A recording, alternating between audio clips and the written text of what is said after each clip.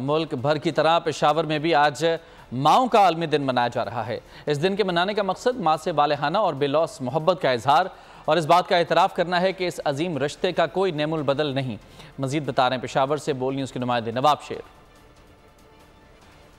جی بالکل، ملک بھر کی طرح پشاور میں بھی آج ماؤں کا عالمی دن منایا جا رہا ہے اور اس دن کے منانے کا مقصد ماں کے ساتھ والہانہ محبت کا اظہار کرنا ہے، کیونکہ ماں ایک ایسا رشتہ ہے جس کا دنیا بھر میں کوئی نعم البدل نہیں ہے۔ ہمارے ساتھ ڈاکٹر فاطمہ موجود ہے جو کہ ایک ماں بھی ہے، ان سے بات کرتے۔ جی بتائیے، آج ماؤں کا عالمی دن منایا جا رہا ہے، کیا پیغام دو گی، کیا کہو گی؟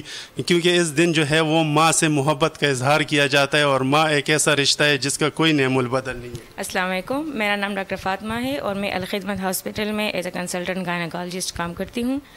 آج ماؤں کا عالمی دن منایا جا رہا ہے اور میں اس موقع پر تمام ماؤں کو خراج تحسین پیش کرنا چاہتی ہوں، اور اس موقع کا فائدہ اٹھاتے ہوئے میں ماؤں کی صحت کے بارے میں بات کرنا چاہوں گی کہ آج بھی پاکستان میں ماؤں کی سب سے بڑی مقدار کی جو میٹرنل مورٹیلٹی ہے، جو کہ ان کی موت کا سبب ہے، وہ ہے دورانی زچگی یا اس سے پہلے حمل میں صحیح صحت جو ہے کا خیال نہ رکھنا یا مستند ڈاکٹر کے پاس نہ جانے کی وجہ ہے۔ جیسا کہ آپ لوگ دیکھ رہے ہیں کہ ڈاکٹر فاطمہ کا یہی کہنا ہے کہ وہ خود نہ صرف خود ایک ماں ہے بلکہ جو دیگر مائیں ہیں ان کی صحت کا بہت شکریہ آپ کا۔ سبسکرائب کریں اور بیل دبائیں تاکہ کوئی خبر رہ نہ جائے۔